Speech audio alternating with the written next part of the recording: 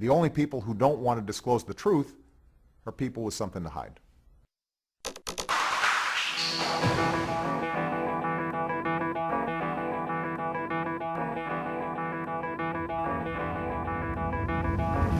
Peter Boyles. This is the Peter Boyles Show on Talk Radio 630 KHOW.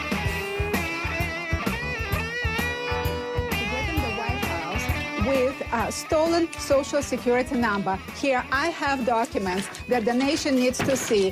This is Senator McCain. Here's the thing. Here's the problem. You dominate the time. No, you dominate the time. I mean, you're crazy.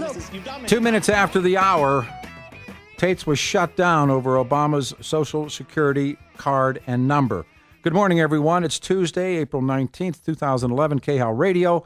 The weather, rain showers continue, sun comes out. End of story. I got tomorrow off. I'm going to get one more final ski day in. Chuck Bonnewell's got the con. Jeff Cooner coming up, and you heard that voice. Ladies and gentlemen, please say good morning. Welcome back to 630 KHW.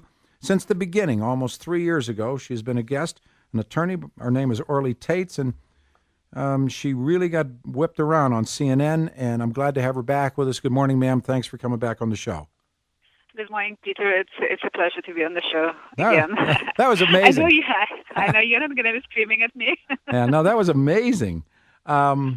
We played it yesterday, the entire 12 minutes. We played it 4 times, and that was when it was really starting to come apart. There was 2 people. There was Cornell Belcher, Belcher, who was an Obama pollster, and then this guy, John King, who really isn't really any different than Bill O'Reilly. Ms. Taitz, talk about yourself, how long you've been in this fight, and then what happened on CNN with you? Well, as you stated earlier, I've been in this fight for nearly 3 years, and the media actually called me the Queen of the Birthers, I guess because of the number of legal actions that I brought. And I just don't believe in quitting. There were a number of attorneys who started this fight together with me, and basically what they did, they would file one legal action, it would be dismissed by the courts, and that would be it. And I just stuck with it, and I'm the only attorney who continues bringing new actions, working with investigators, discovering evidence, and actually Social Security issue is one of those. Obama does not have a valid Social Security card. He's sitting today in the White House using this Connecticut Social Security number 042684425, which was issued to another individual, an elderly individual in the state of Connecticut in 1977 when Obama resided in Hawaii and was nowhere near Connecticut. I also discovered that Obama lied about his college education in years that he resided in New York and studied at Columbia University. According to his official biography, he was there for 2 years, and I was able to uncover a document from Student Clearinghouse showing that he studied there only for 9 months. So I just continue working on those issues. So there are a number of legal actions that are brought around the country, and I continue bringing new actions from new angles, working with new plaintiffs. And also, I've done over 40 trips all over the nation, and it was grueling because I work, I have family, I have 3 children. As you know, I have 2 degrees. I'm both an attorney and a dentist, and I would work during the day and come home, have dinner with my family. When the kids a couple of years ago when they were younger, check on their homework, and then take a red eye, fly to another part of the country, sometimes with 2 or 3 legs to a flight, arrive there in the morning, freshen up, and have meetings with state representatives and state senators, sometimes 9-10 meetings, and then fly back at night and then work next day. That's what was my life for the last 3 years. So we'll play some of this for you again. I know you've probably watched it for the audience. In the end, here's Ms. Taitz, and she's trying to bring up the SSN. John King and these guys, they were loaded for you. They were ready for you because they played these series of really unrelated to anything you were talking about, little voices of the president saying we're all one, we're all this, we're all that, which had nothing to do with what you were talking about. And let's see. I almost said Chic. Wolfie, would you play the end of the CNN, the final 2 minutes, if you would, of CNN, where they start to here's Miss Taitz, and she's online again, but she brings up the Obama SSN and Selective Service Registration, and at that point, all hell breaks loose. There's nothing. And if you would, Wolfie, we at that point? The President of the United States of committing. You're accusing the President of the United States of committing a felony. Absolutely. Yes, and he is not a legitimate president. Here is his selective service certificate that can be seen on my website, orlytaitz.esq.com, and it was filed with courts. It shows right, people, I'm going to end the conversation now. People are entitled to go to your website, and I hope we can talk again. But I'm going to end this conversation tonight right now. You don't. All right. Listen.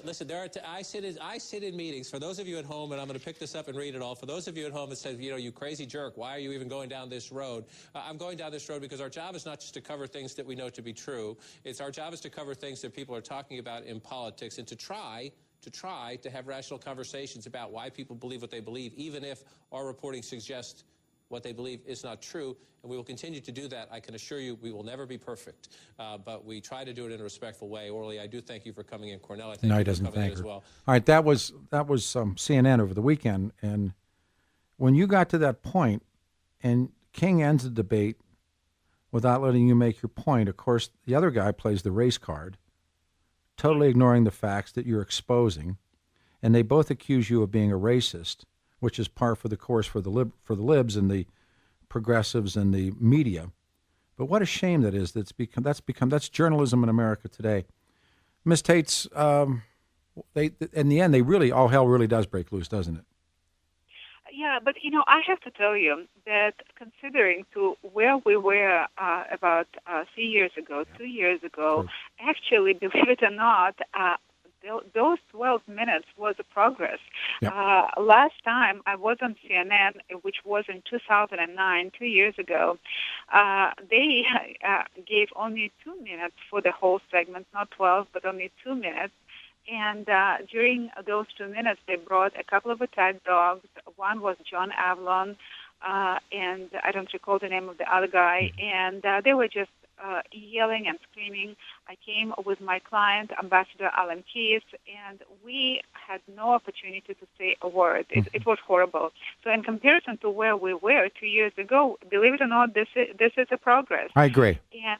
And also, I have to give some credit to John King, honestly, because keep in mind, and we know this, that our media is basically owned by the same oligarchy, by the same small group of billionaires that owns our congressmen, our senators, and our presidents for the last 20 years or so.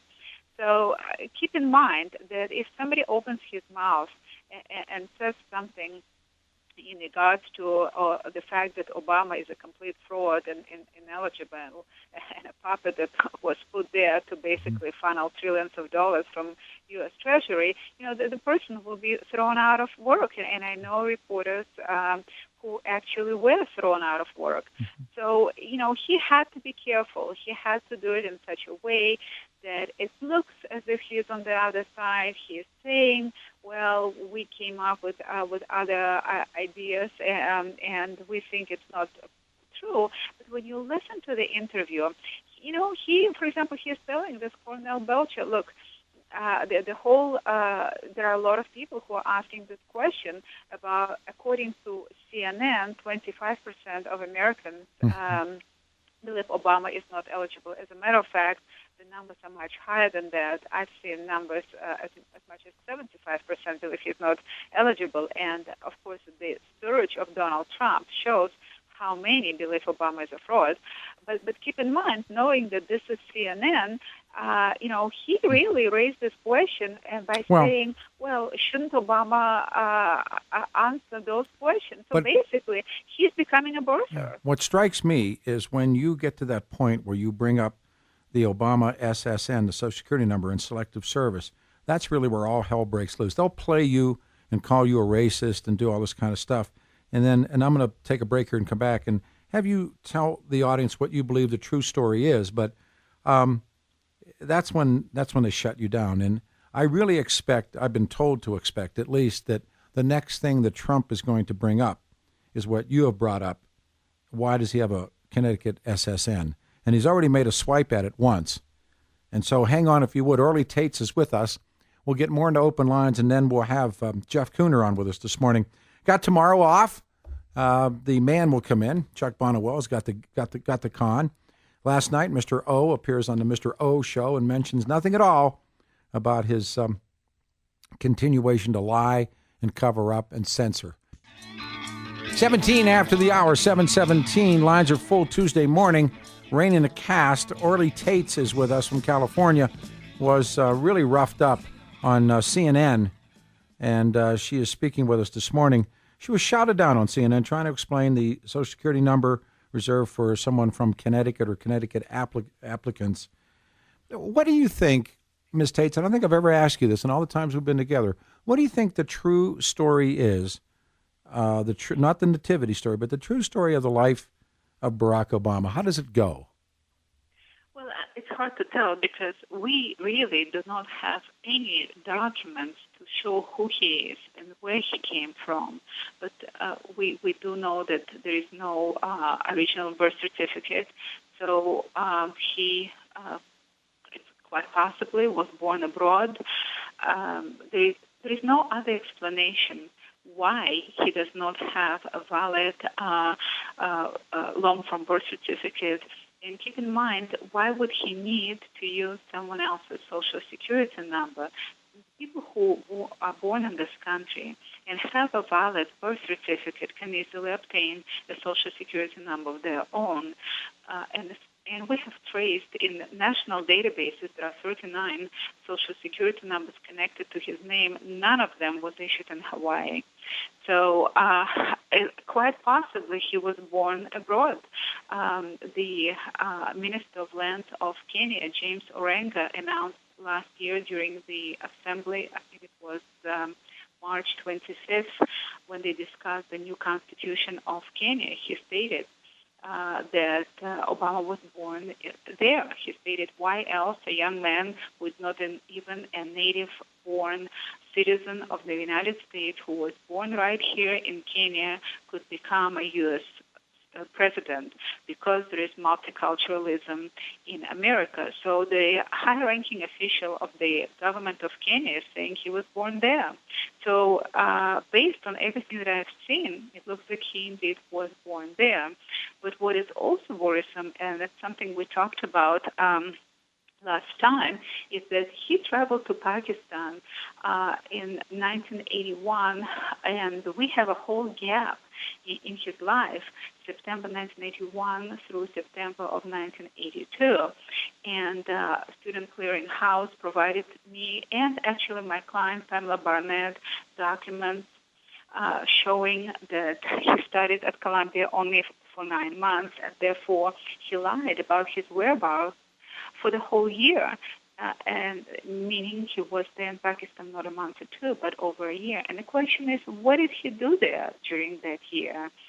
The country was ruled by a radical Muslim leader, General Zia-ul-Haq.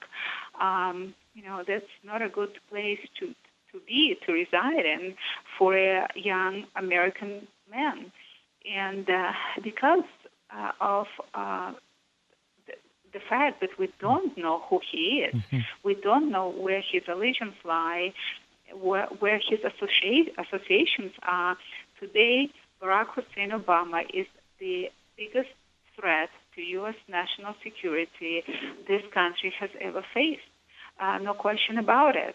And what worries me even more is that I believe actually that Trump will get the votes of the people. Yeah, I do too. That he will win the election. However, what concerns me is that elections will be rigged in favor of Obama, because what I've seen is that today a foreign corporation called Dominion purchased two largest companies controlling our ballot count, Diebold and Sequoia.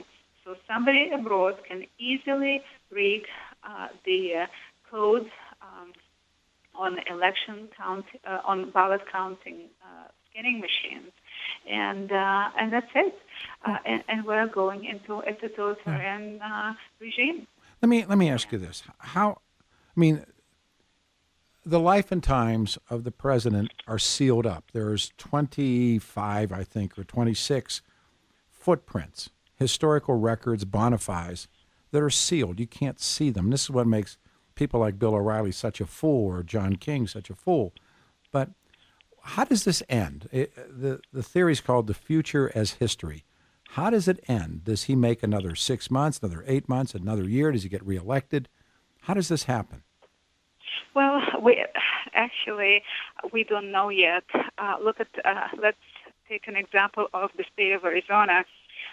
We worked day and night. I mean, this was a tremendous effort to pass this eligibility bill in Arizona, and we could have ended Obama's presidency by passing just one bill. It passed, and all of the Republican state representatives, state senators voted for the bill, and then suddenly yesterday, Governor of Arizona, Jen Brewer, vetoed it, which was just an outrage. It was an act of treason that the state of Arizona has never seen, and now there is a campaign to recall Jen Brewer, throw her out of office specifically for this act of treason, and override her veto. So we're working very hard. We just don't know. And it depends on your listeners. It depends on each and every person who is listening to the program. You know, there is something that is called butterfly effect. If I can just give you one example. Yesterday was a Passover. You know, it's a holiday as Jews left Egypt. And, you know, there is a little, it's an act that is not known.